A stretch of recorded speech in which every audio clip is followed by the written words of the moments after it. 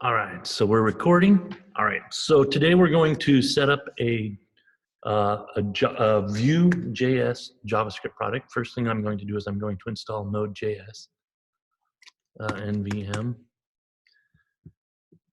Is GitHub experiencing an issue?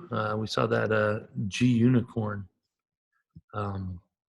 Anyway, NVM, you can install it just by executing this command from the command line. So I'm going to cut and paste this, install NVM. Yes, I want to install. Continue on battery power. That should be fine.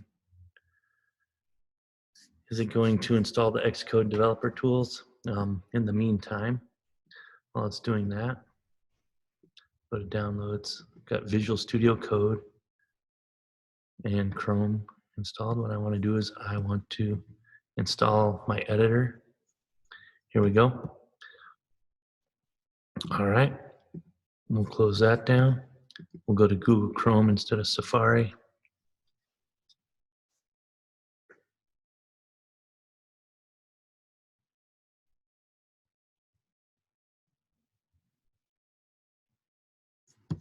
And we just drag that to the applications folder. It's downloading, failed to clone the NVM repo.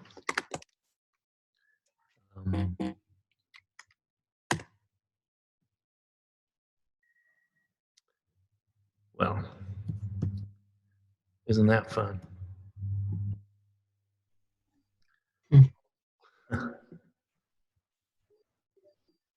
No developer tools. So I need to install Xcode developer tools. That'll go through the App Store.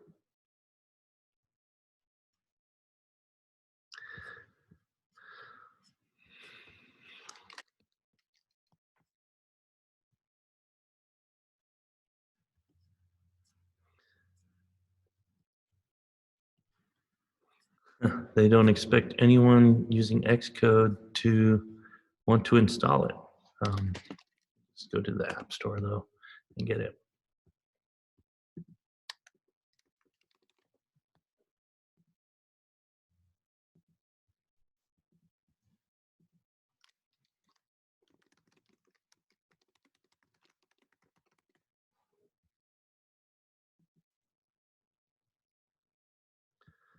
Something tells me this from 2014 might not be correct, but we'll try Xcode. Yep. Xcode select won't work without Xcode. And what do we got here? Hey, Mohammed, I've got a new computer this morning, and well, a newly wiped out computer, so I've got to install everything from scratch. So first thing I'm trying to do is install Node.js, and that requires having the Xcode developer tools installed.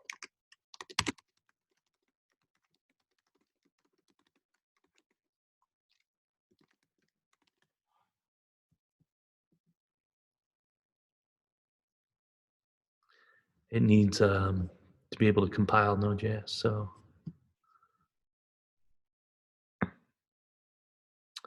well, that's all fine and dandy, but it needs to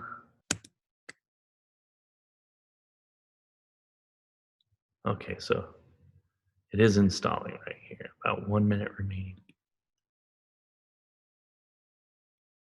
In the meantime, let's look at Vue.js because we can do this the hard way.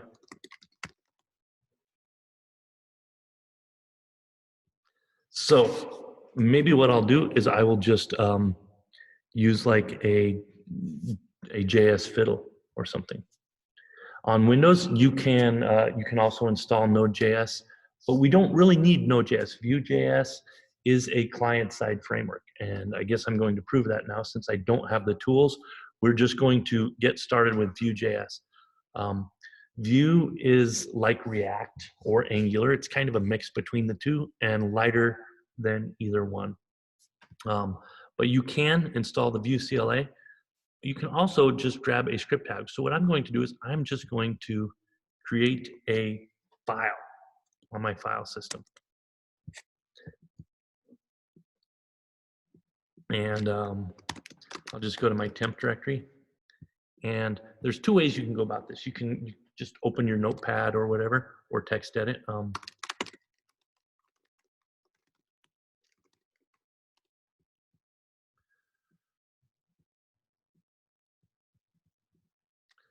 I'm just going to use Vim. And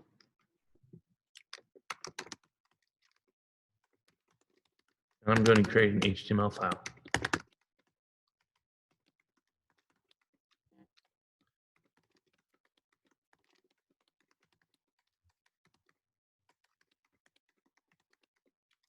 And within this file, I'm going to include this link to the Vue.js source. And you can actually go to that in a browser. And you can see this is just a JavaScript file. So this is just loading a JavaScript from this source.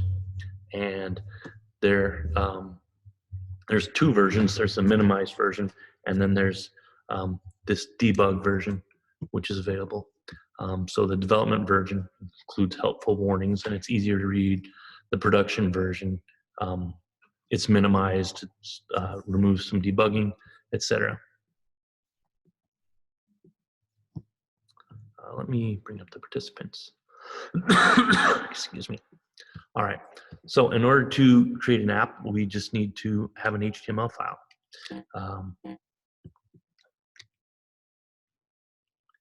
And we'll just include that at the end of the body so it loads. And then we'll just call this, call this hello Vue.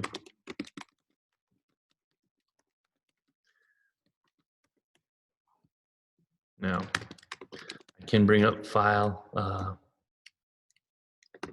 temp directory, index.html.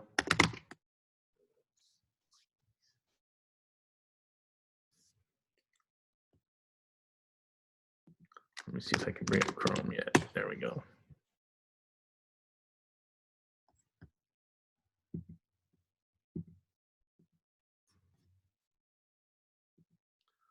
Okay, so this was done installing, so now we can already installed use software upstate. Okay, might be able to install Node.js by now. I don't need to make Chrome my own. I just need to go to file not found. Oh, it's under temp Vue tutorial.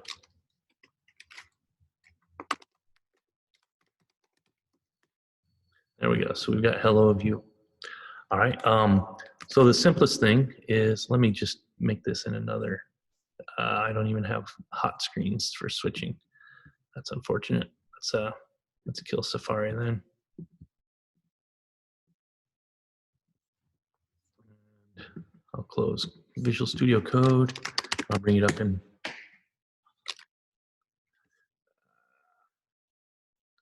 Well, new computer setup.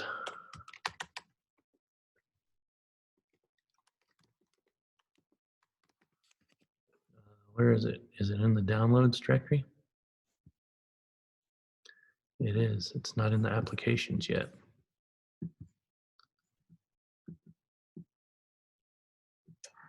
All right, so I've got Visual Studio Code.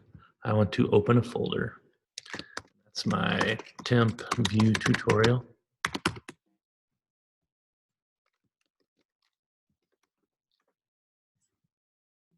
There we go. So we open this up and close the welcome. And so we've got our index.html. Now, in order to invoke Vue.js, we need to do a couple things. We need to create an element that our app is going to run. So I'm just going to create a div, give it an ID of app. Oops, that's too big. Let's make it big enough to see, but not big enough that we can't read it. So div, give it the ID of app, the ID of Aaron, and it's going to be empty. But then the next thing we do, we create a local script here, and within this script, we want to create a variable. We'll call it app. It can be called whatever, and it's just a new Vue component. So it's just calling new Vue, and inside Vue there is a hash or an object. This is an object literal that we're passing in to our constructor. What we want, the first thing we want is our element. We want to find it by the CSS selector of app. Right? And then we want to pass in some data to it. And what we'll do is we'll pass in a message. Oops. That's not what we want. We just want our message to be hello from Vue. So that's pretty much the very bare bones basics of a Vue.js app. So what it's going to do is it's going to find the element and it's going to load the DOM for this Vue component app in this app ID or this ID of app. The pound indicates ID for CSS selectors, and it's going to load some data. Now let's not load the data yet. Let's make sure that that this is working. And I'm going to bring up my console. Again, I used a shortcut. I used a Command Option. What is it? Command Option Return. I don't even remember. My fingers know, but my brain doesn't. But you can get there again by Vue Developer Tools. Nope, it's a Command Option I. There we go. So you can see I see my HTML source. I see my console. It says you are running Vue in development mode. Make sure to use production mode when deploying. So it says you can also download the Vue dev tools. We're not going to worry about that right now. But I'm going to save this file, and I'm going to reload my page, and it says this is my app. Well, what I also want to do is I want to include this data in here. So what I want to do is I want it to be a JSON object, or a JavaScript object, excuse me. So the first variable that we're passing into our Vue template is message here, right?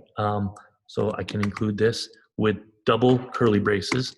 That's what Vue templates use, and it has the message here. So now it'll say hello from Vue.js up here in my div, if I did everything correctly. It didn't work. So let's see what our hints error correspond. Oh, I got an open tag instead of a closed tag for script. All right, so that's a good thing. I'll hit refresh here.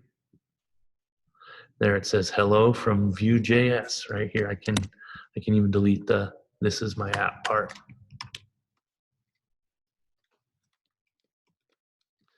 So now I have an app that runs, and here I can change my message. I can say hello world. And then when I reload my screen, it says hello world instead. Now that seems like we're doing a lot, right? I could have just come up here and I could have just said, here, I'll even delete this here. Right? I could just say hello world and delete all this. Why bother, right? Refresh that, it just says hello world. The reason to bother is, of course, for making more complex apps, right? For instance, say in here, I want to say hello to name, and I want name to be dynamic. Someone else can come in here and enter their name.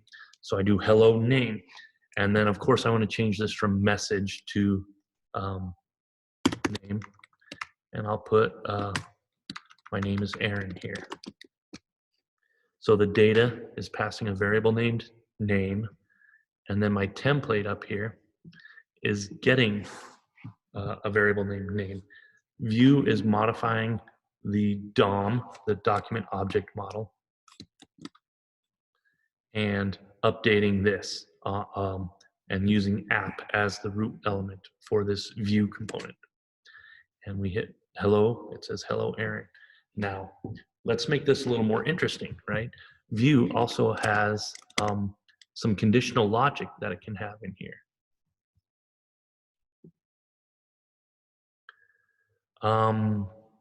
So yeah, the reason, Mohammed, I was trying to get Xcode to install the Xcode command line tools in order to build Node.js, just so that I can show you how to use the Vue command line interface and to show you how, or just to run a local web server so that I can serve files. But as you can see, I'm serving this as a static file from my file system, and it's executing Vue code right here. So what I'm going to do is I'm going to change this here, and just for fun, let's add a little bit of styling in here, right? First we'll add a title, so that when I have a million tabs open, I can find this. All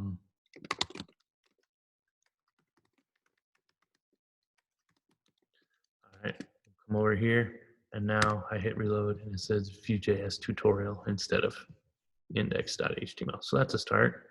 We don't need that field. The next thing I want to do is I just want to change my fonts around. So I'm going to create a style sheet here, and I'm going to say like H1. Let's make this font family. And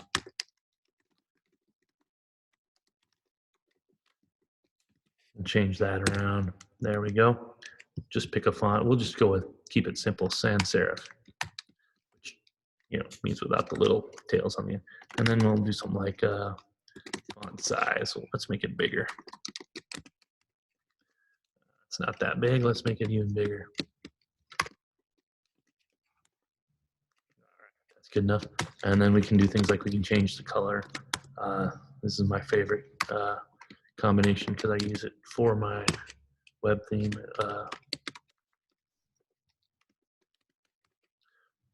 There we go. A nice gray blue. Then we can do things like font weight.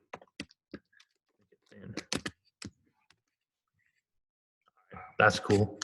Not really necessary, but fun to change. Okay, so what I want to do is I want to conditionally say, if we have a name, say hello name. If we don't have a name, say hello world. So within this template brackets, these double curly braces, I'm going to say name or world. So what I'm saying is, if data is name, or if data has this name element, print the name. Otherwise, print world. So we run this here. It says hello Aaron because we have a name. If we delete name from here, then I'll save that again. Just kill that out. And it says hello world. So now we've got our first little taste of dynamic elements, right? Let's do something a little bit reactive, right? So what I'm going to do is I'm going to say v-if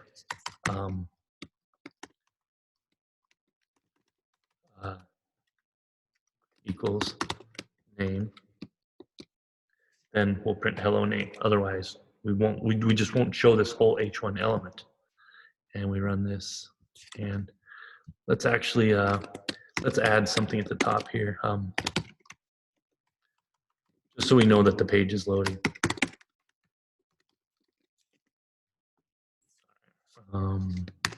Okay, so it says Vue.js tutorial, and you can see if I flash this enough time, it's rendering and unrendering this document. So it doesn't exist. If name doesn't exist, it doesn't show. If I add name back,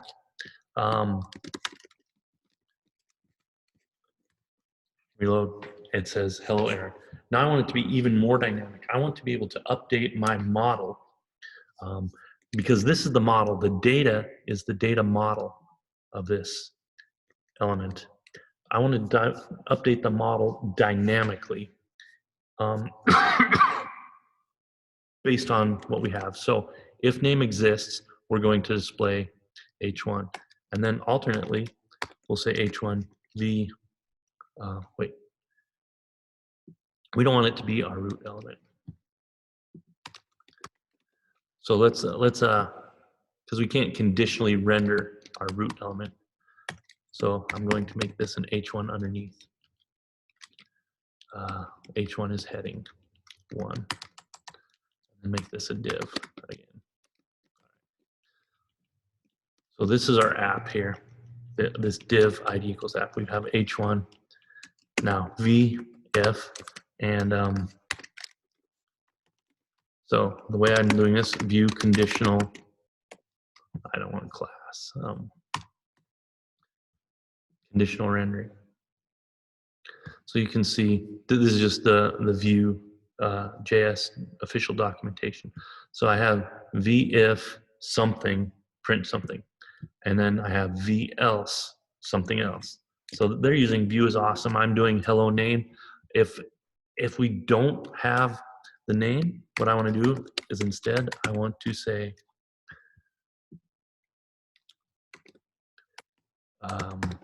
here, I'm going to make, we'll keep it in H1, why not? Sorry, I get distracted by style issues.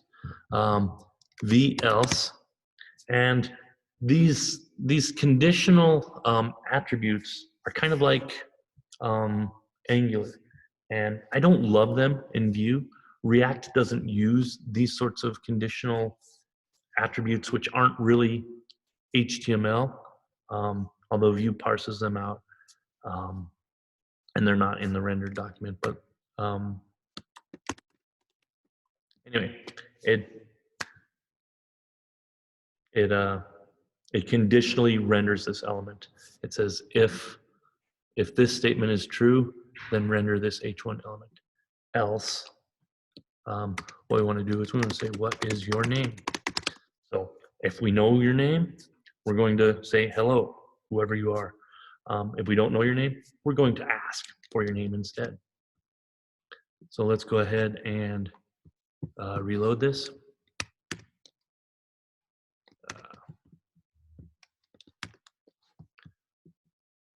Uh-oh, I've got a typo somewhere in here. So you can see here that it's going to help me out. Templates should only be responsible for mapping the state to the UI. Avoid placing tags with side effects in your templates. What did I do? Error compiling template. Now I have to move these messages out of the way. The participants in the Zoom chat. Well, I've got some extra div tags that need cleaned up, it looks like.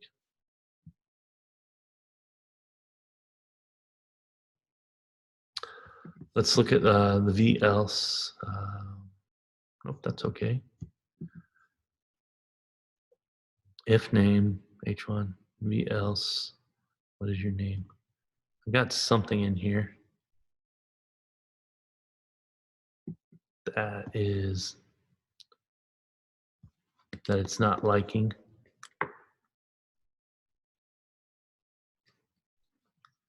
Let's just try turning it off and on again.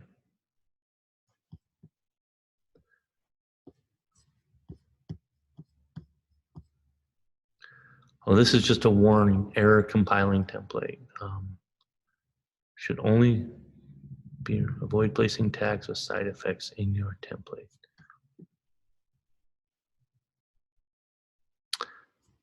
I'm not sure what that warning is talking about, but it appears that it's actually working. So for instance, if I remove the value of name, if I make it, for instance, an empty string, it doesn't want to be an empty string. And if I reload the page, it says, what is your name? So that's accomplished. I put name back. I could change it to something else. I could change it to Mohammed. I could type it.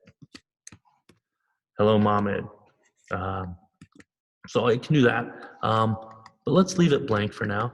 And then let's alternately, Also, we'll add a input, and we'll add the same styling for that.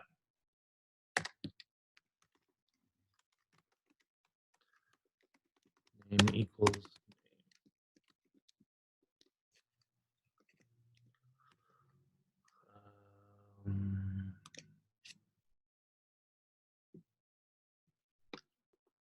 oh, it's rendering both.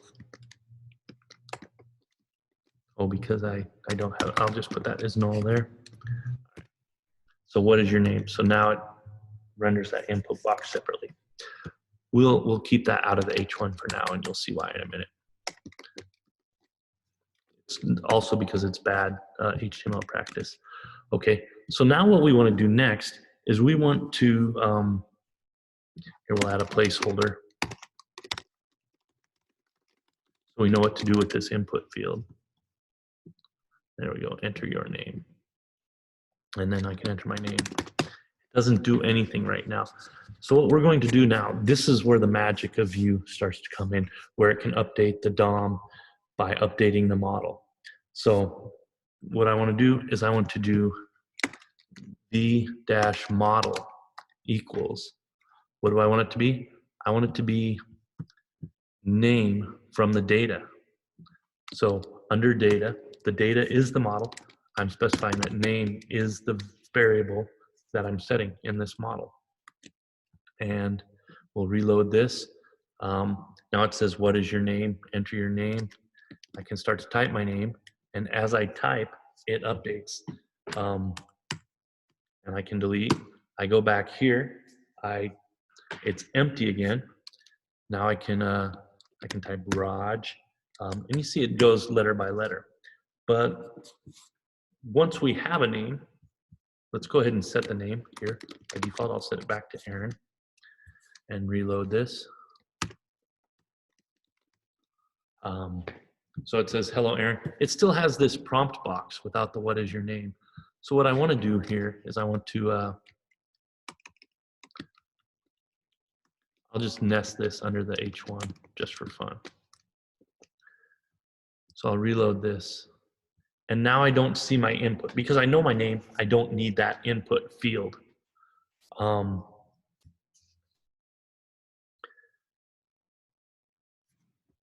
So next thing I want to do is I want to test it out with the input field in there.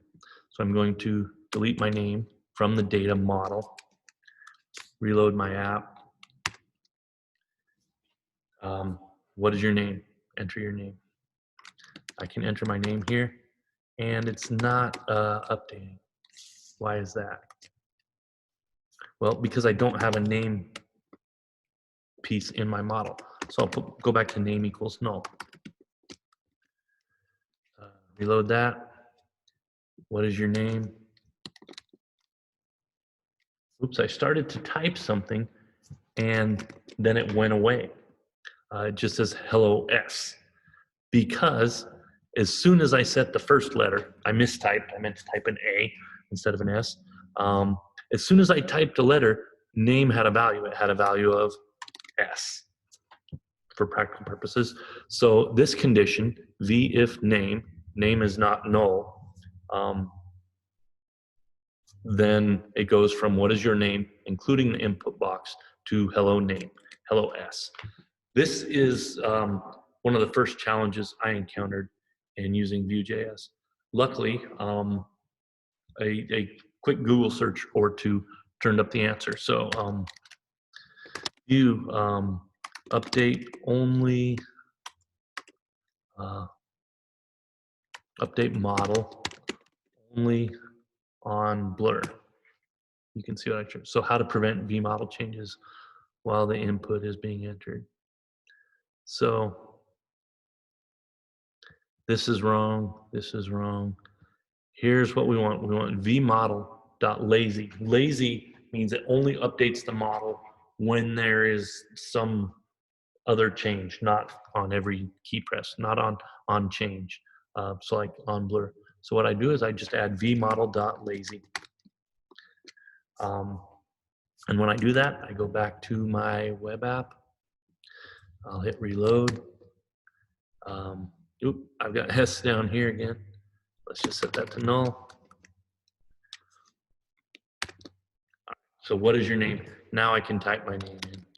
And it allows me to type my name until I hit enter, and then it says hello Aaron, or until I hit tab, or if I had a submit button, let's go ahead and add a button just for fun.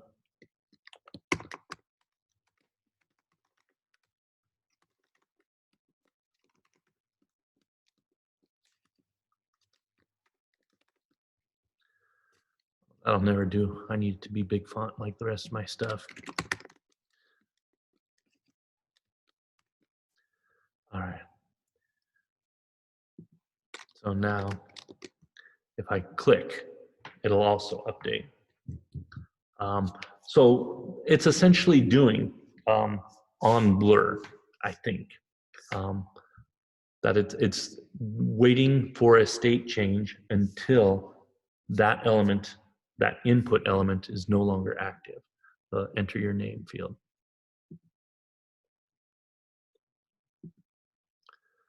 Let's see here.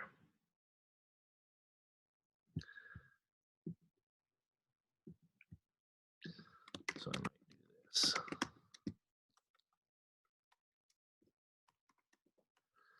This is really good at helping me out type, except it doesn't do what I want. All right, and we can close that. That warning is suspicious. I don't know what's going on with that warning in the console. So I'm going to hide the console. We're making progress here. Maybe we just wanted a BR there. Anyway, so now we've got this model. What is the next thing we want to do? Well, I'm going to use Vue.js for updating my list of courses. So what I want to do is I want to add my courses, and I can have multiple apps all together, right? I'm going to separate this app from the other one. HR, that's for a hard return. Am I missing something?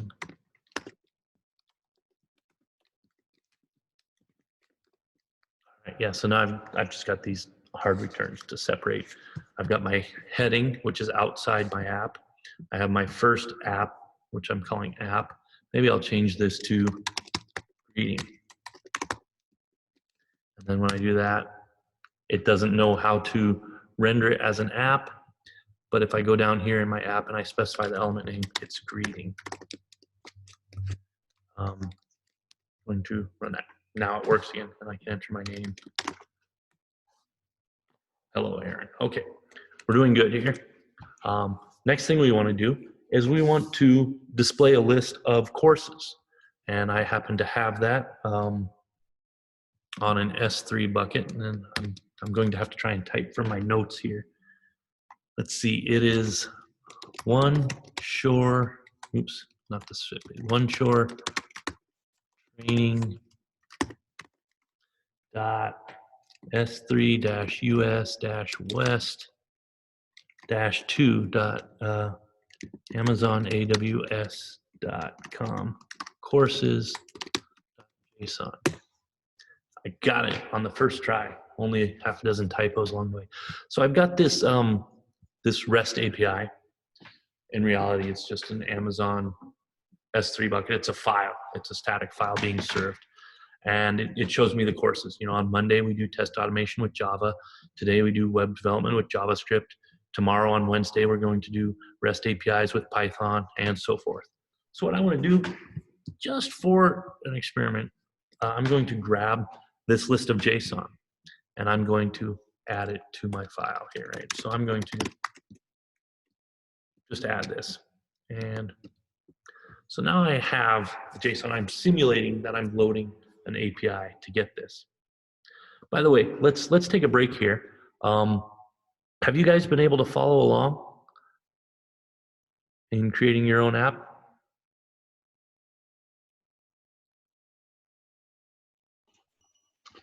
Yeah, we are just watching actually, but yeah, after the course, yeah, I'll revisit the video and we'll try to follow. All right. Yeah, I'm recording, and I'll upload the recording as usual, so it'll be available by tomorrow.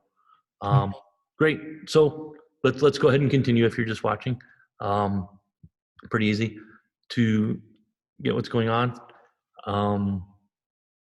So we're going to render this list of courses in our HTML. We've got the JSON. We're not fetching the JSON from a server right now. We're just loading it as pure data, right?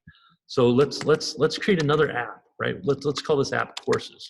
We're going to create a new Vue app, a new Vue component, and the element, we will create another div, and we'll call it courses. Nothing surprising there. And then our data will be the JSON that we retrieve. Our goal is to be able to retrieve this by making an API call and update the list of courses dynamically, just like you would for displaying any web page. Like this would be the equivalent of calling a web service or making a database call and rendering this. Only instead of like on a traditional web app where you would render everything on the server side and push the HTML to the client, instead we send the HTML in kind of a template form to the client. The client takes the HTML, it loads Vue.js, this JavaScript framework, and then within the JavaScript framework, it will dynamically fetch the data and render the HTML on the client, just like we're doing with that greeting. All right, so the next thing we're going to do is we've got this data JSON. So what we want to do is create another app, right? Here's our first app. And I'll just create this first app. And then we've got this hard return. And then down here we've got load JavaScript. So just to keep it simple, we're going to keep our HTML above our JavaScript code. One reason we load our JavaScript libraries after our HTML, traditionally you would load this up in the heading, and this is probably going to be okay if we do that. But what we're doing is we're tricking the browser by loading the script tags after the HTML. It will not think the HTML page is loaded. The HTML is rendered until it has parsed the script tags. That's an old JavaScript trick, JavaScript developers trick, to make sure that you don't have any timing issues, that something doesn't load before you're ready to display it. In the normal case, it's not necessarily. Anyway, so we're going to have our second app. This is called courses. Our first app is called greeting. And you can see here this HTML tag that starts with an exclamation point and has 2 dashes. This is a comment in HTML, if you weren't aware. In HTML, if you do less than brackets, opening bracket, exclamation dash dash, and you can see my editor wants to autocomplete this.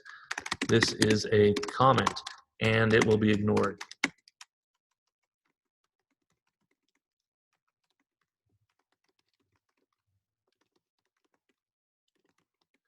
The browser.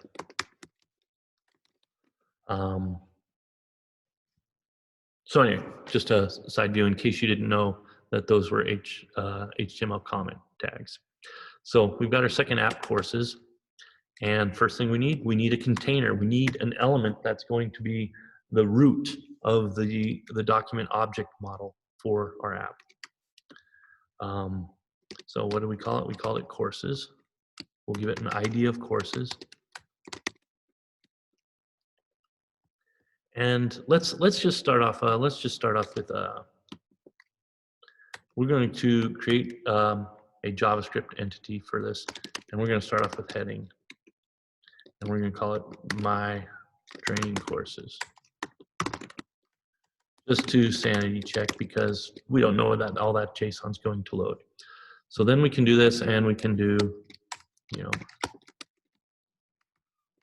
heading. See if that works.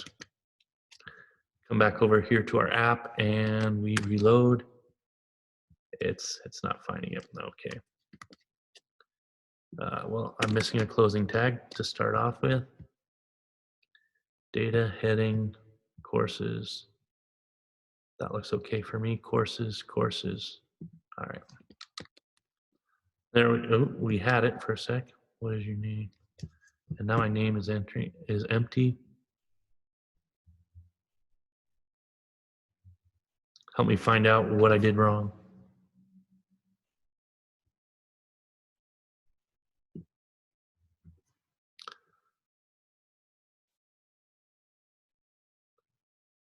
ID equals courses. Let's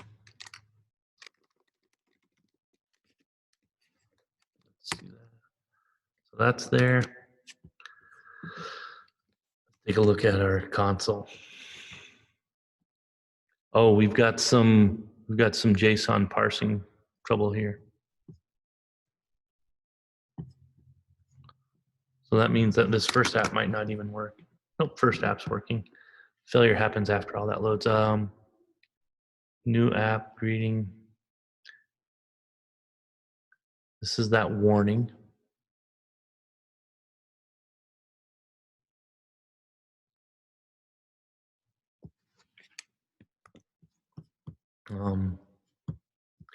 Maybe we'll get rid of that warning if we move our script tags up above.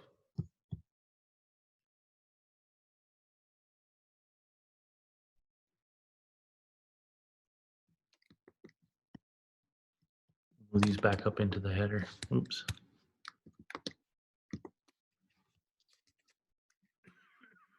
Excuse me. Well, there we go. We got rid of that warning. And now's a good time. Let's look at our Vue developer tools, because that might help us see what's going on. And you can just see, I think it's just a Chrome extension.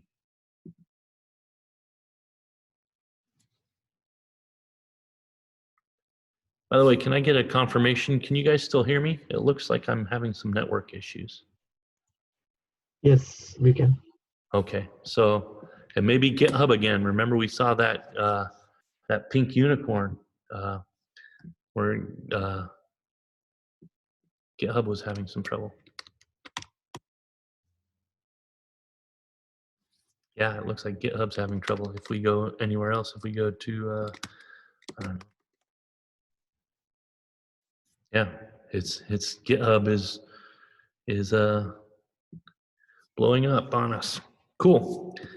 That doesn't happen every day. Let's see where we courses, heading. We need to figure out what's going on. Warning, can't find element. Well, that's not going to help us there.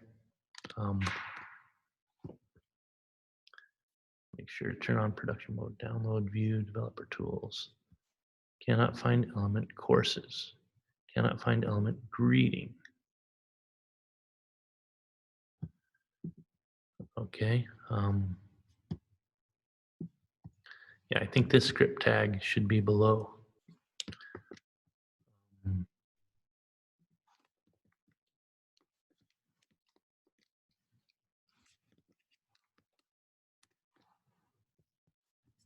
All right, what are we going? Template should only be responsible for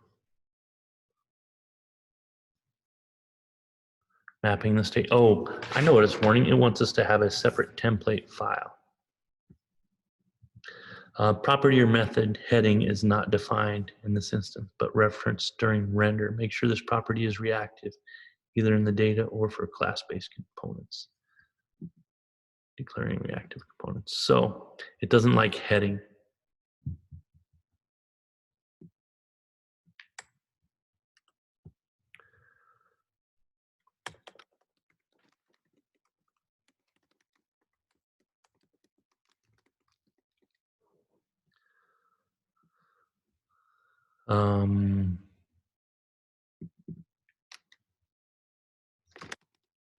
Change this to title. Maybe heading is reserved.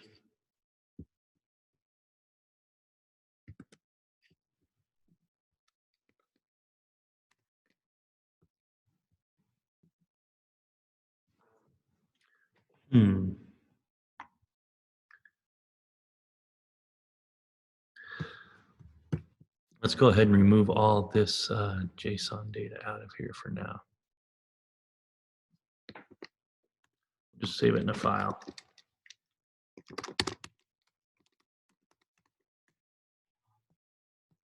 So it looks like valid JSON. Well, it's not. Now it is. So we remove this out.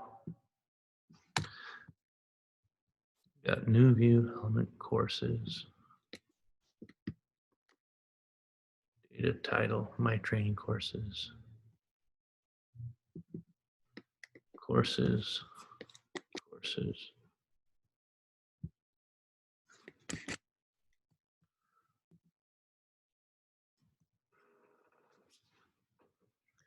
Title is not defined on the instance, but referenced during render. Make sure that this property is reactive.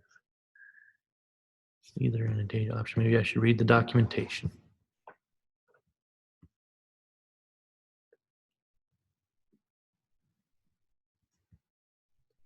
I don't see what's wrong here, though.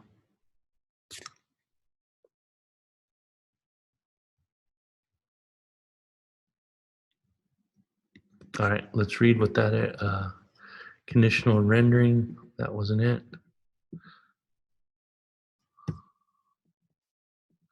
Reactivity into var equals new data message. Since Vue doesn't allow dynamically adding.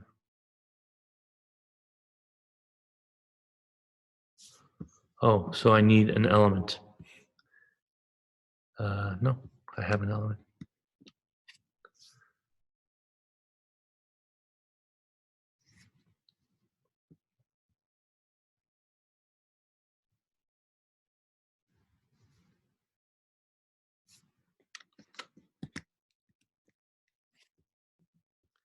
Is this just a warning as too? Yes, this is just a warning as well. Found in root.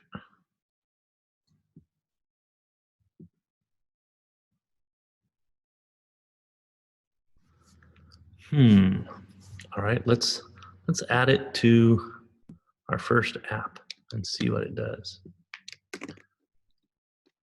Maybe it's having two apps, and it could be an issue with loading in a static file. So what I'm going to do is I'm just putting this all in the first app for now.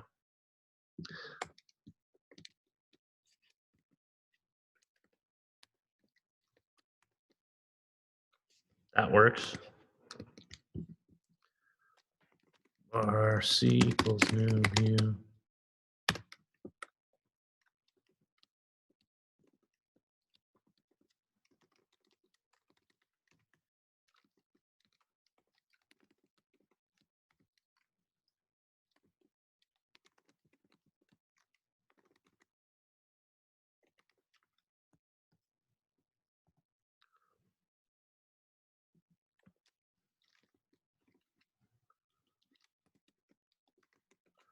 Oh, maybe I have,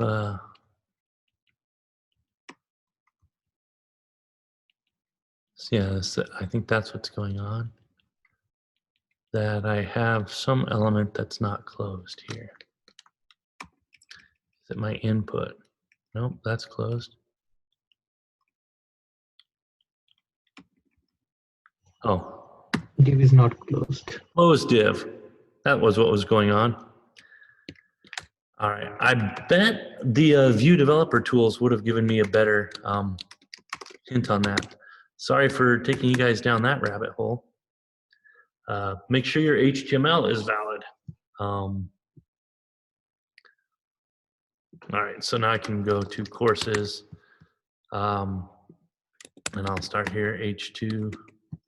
I'll move this, and that's not title anymore, that's heading.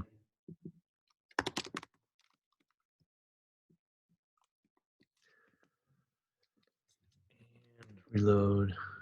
This is it, this is okay. So I can change that to, remove that, we don't need that there. We'll put it here.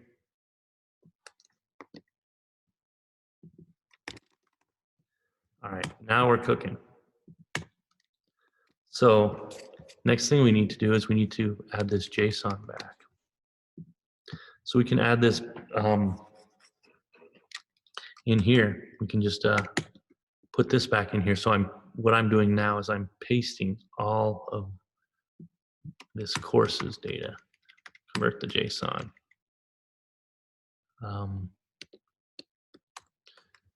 Okay, so besides the heading, we'll have this courses element, which is an array, square brackets, of objects, curly brackets, and it has the name, the schedule, etc. For each of these. I'm just going to make sure my indentation is correct so that I can make sure everything else is correct. Okay.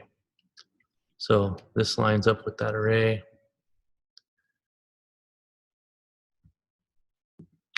This lines up with data. And this lines up with, so this is end of data. This here is end of component here. This one would be end of courses. All right, we've got all this data in here.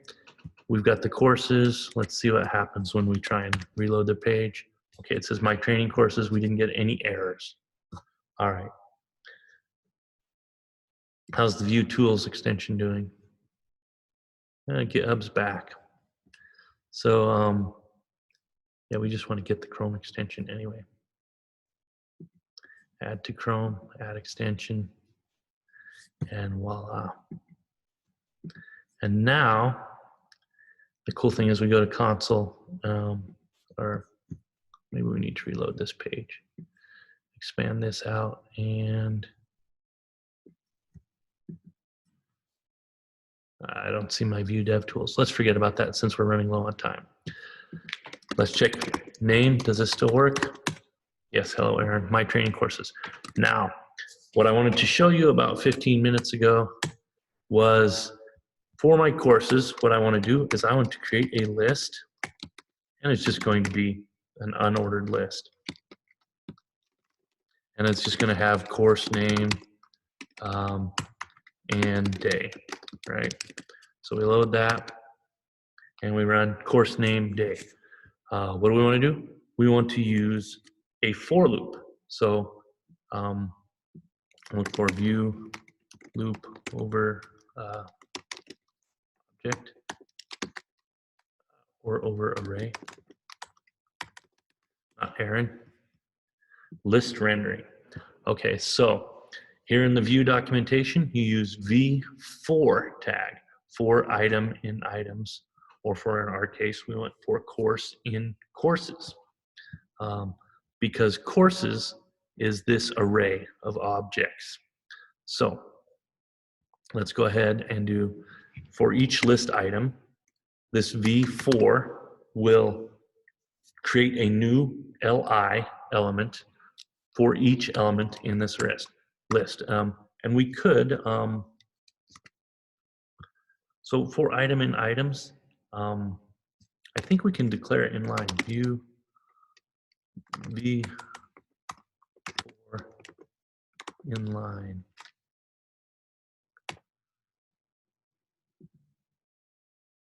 I've never done this before. I just wanted to see for Vue. What's this have to do with floating? That's not it.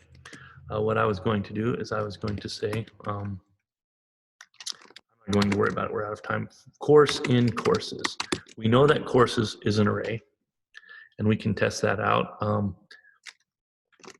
doing console.log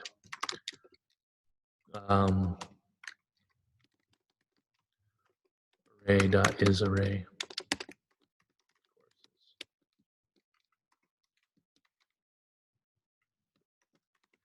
Is courses an array? So we run this,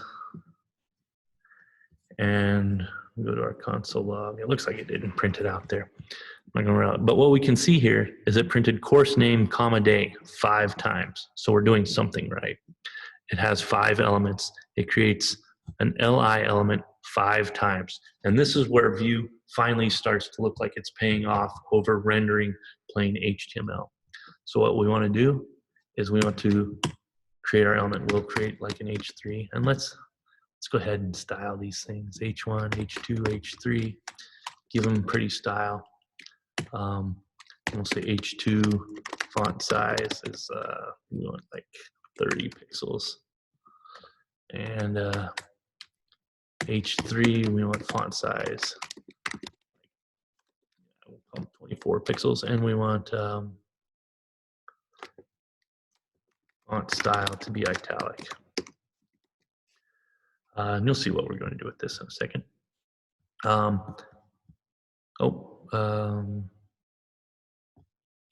We want that for H4. H3, H2, we'll make font size 34 pixels. There we go.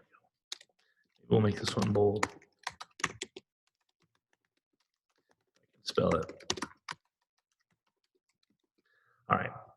So we've got 1 minute left. Can we get it? So we want to list. The course, and each course. Let's take a look at our data. Our course has a name and a schedule. I thought I changed that to title anyway. So we want the course name and the schedule, day and time. Course name, and then we will go ahead and run that. That didn't work. I've got single brackets instead of double brackets or braces. There we go. We're getting a list of our course names. It looks like my H3s aren't, oh, that's the H2s are bold. We want the H3s to be bold. And then the H4, we will put the date. So what we will do is for H4, we will say H4, every course schedule dot day at course schedule time, right? Course schedule time. Okay. There we go. And we lost our style for H4, so we'll put H4 up here. There we go. Test automation with Java and Selenium every Monday at 10 a.m. Mountain Time. Every Tuesday for web development with JavaScript, every Wednesday, and so forth. So this has been our basic introduction to Vue.js. We showed how you can include the Vue library within the HTML. Although you don't necessarily have to do this, you can also use the Vue CLI. And next week, we will talk about using the Vue command line interface from Node, from the command line. So we'll build our Vue.js apps on the server and upload them to Netlify so that it can render dynamically. And we'll also incorporate, rather than just hard coding our data in here, we will call, we'll make an AJAX call to call a REST API and get our course data and render it dynamically based on the API call. So that's what we're going to do. Let's review again. We've got this styling, not important.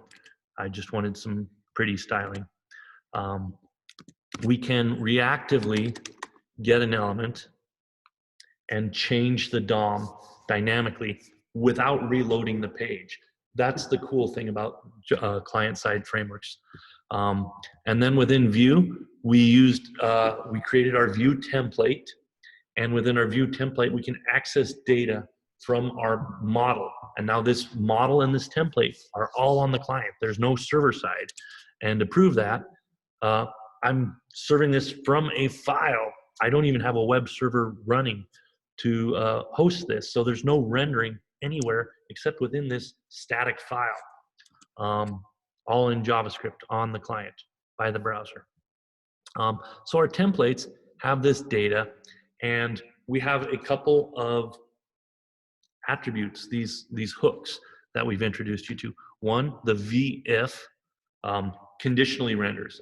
If this value is true, right? If 1 + 1 = 2, print hello name. It didn't work. Well, it did, but my name is null. Change that to world. All right.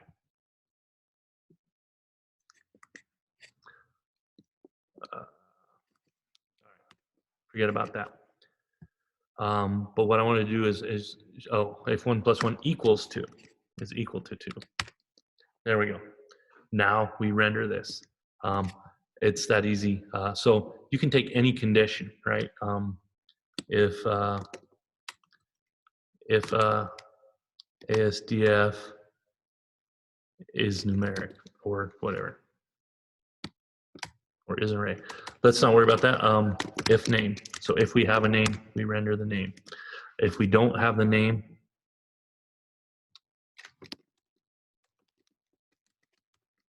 we ask for the name and we execute this other block.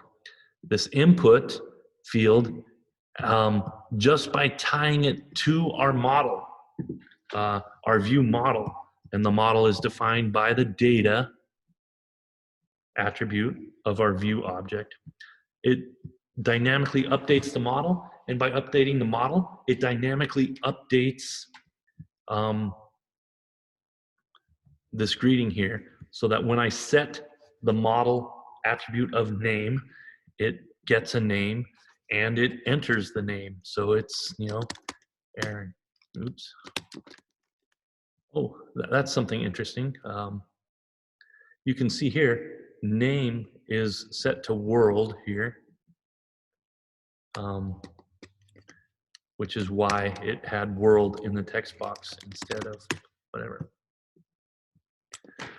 So we can update our model by just binding our model to these elements. It's binding the model to the input value.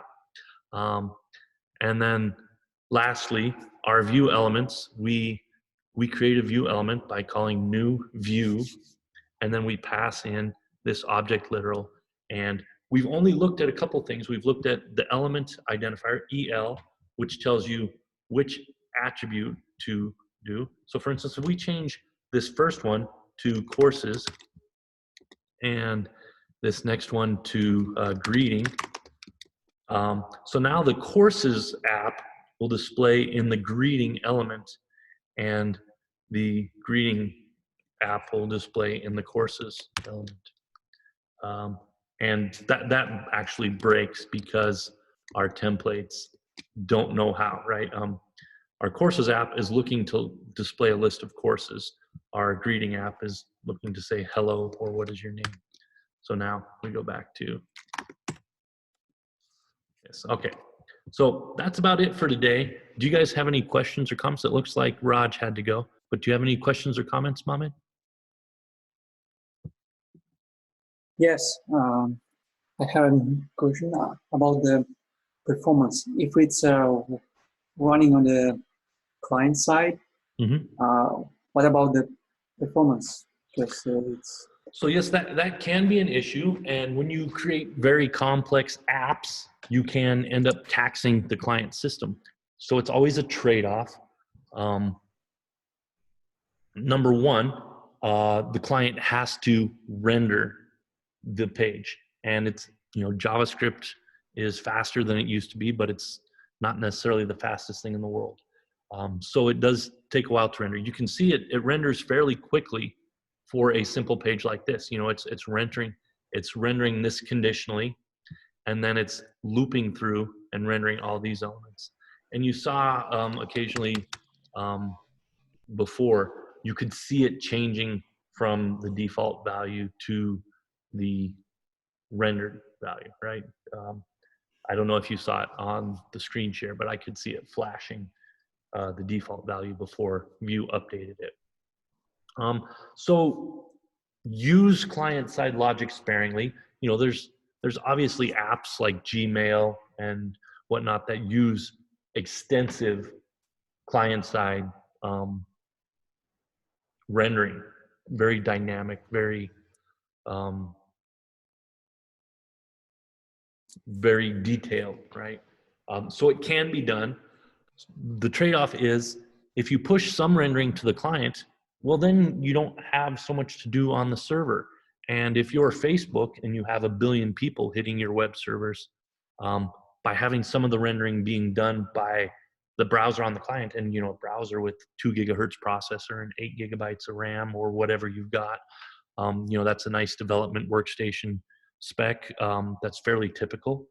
If you've got, you know, 8 cores or 4 cores and gigabytes of RAM sitting around, rendering a little HTML is okay. Now, if you're like me and you have 50 tabs open and an IDE and you're watching videos or listening to music, you can end up taxing your computer. And so you want to be aware. Alternately, on mobile devices don't have, 2 gigahertz, 8 core with 8 gigabytes of RAM necessarily.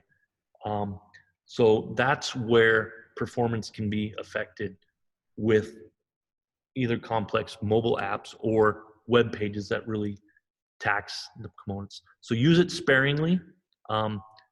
Consider the trade-offs. If you can render things server side, then by all means do so. And another thing we'll point at is we're going to look at a framework called Nuxt built on top of Vue. So React has some static site generators like called Gatsby and Next. Vue has an alternative one called Nuxt, N-U-X-T, right? So N-U-X-T.js.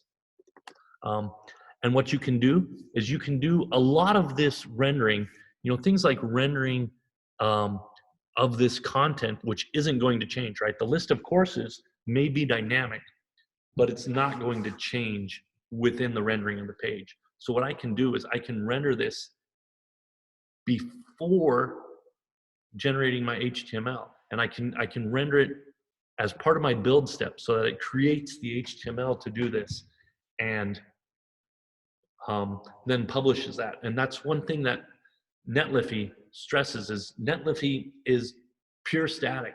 They have functions. You can call AWS Lambda or external APIs to get data.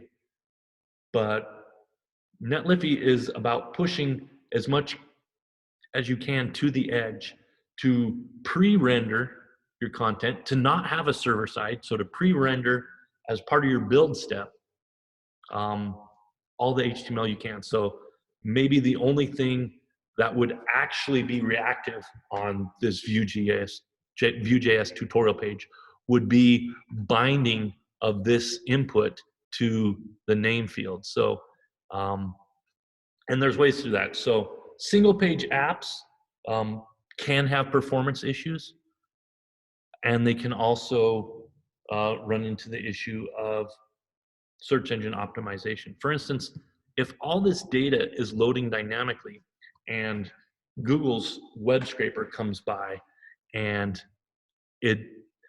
when it looks at the page and it doesn't render the JavaScript, which was more of an issue a few years ago, now Google is actually making quite an effort to render JavaScript. But the browser, or not the browser, the search engines don't necessarily render in a full browser, right? They're using a web scraper tool. But if it doesn't render, and I want my search engine to find that there's a web development with JavaScript course, and this is being populated dynamically after the page initially renders via some web service call, then the search engine isn't going to know about that amount of content. That may be good if you don't want it to render that content, but if I'm building a site that is primarily informational, like my training.oneshore.com pages are, then yeah, I want that information to be rendered in my HTML before it loads. And so while next week we're going to talk about building a single page app and getting dynamic data to render our content dynamically, After that, we're also going to talk about using a build process to render as much of what we can, of our templating, either on the server side or as part of our build step, so that we generate an HTML file that has minimal reactivity. Did that answer your question, as well as go off on several tangents? Yes, sir. Thank you. All right.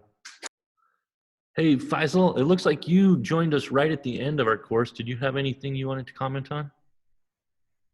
I just didn't know exact about the exact time, and just there is a little confusion. I hope next week I'll get on a time, but I'll definitely look in a recording video. But currently I am looking forward to learn especially unit testing with JavaScript applications. That's why I am taking this course, and I am interested in learning unit testing for JavaScript. Basically, I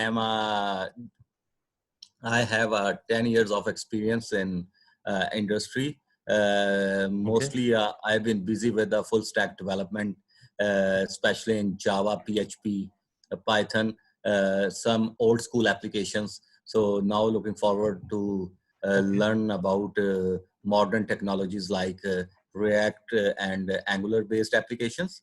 My keen interest in the automation area. I am very good with Java and Selenium stuff, but JavaScript is pretty new to me. So I'm looking to learn this. Sure. Yeah, and there's a few other things we're going to cover. One, we're going to talk about unit testing or component testing our JavaScript apps, and there are tools for doing that for React and Vue and Angular. Storybook is a tool for testing your JavaScript components. We're going to look at Storybook eventually, but we're also going to talk about testing our JavaScript logic. For instance, last week I was talking about the logic that what we want to do is we want users to be able to select their time zone or to use geolocation to infer their time zone, so that when you register for a class, rather than saying every Monday at 10 a.m. Mountain Time, it would say every Monday at 9:30 p.m. IST or at 4 p.m. GMT, whatever your local time is. And so it would be that's something we should probably, since you brought that up, take time to incorporate testing, because I believe in test driven and test first. So what we're going to do is next, or what I was going to do next, was show the server side component of fetching the APIs and pre-rendering the content. But we're going to put together this list of courses with dynamically getting the time, and dynamically getting the time from, if you've seen the video from last week's class, or if you were on live,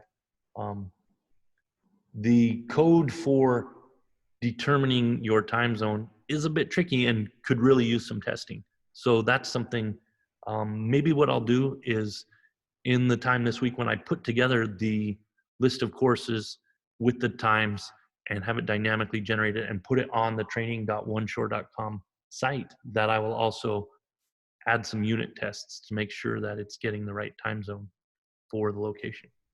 So that's also an important part. We need to not forget about the testing component of this. Well, yeah, it would be great. And wherever I would just want to learn this course, and I want to give some compliments to your efforts you are putting on. Well, thank you. And one problem I'm facing regarding joining a Slack group. The link you have sent me on LinkedIn, I tried to join, but it asked the password of for the Zoom or for the Slack account, but I don't have any OneShore account. So For Slack. Okay. I couldn't Well, join let's the go ahead and Slack take group. care of that So now. if you What can I'll do is I'll invite me, stop the video.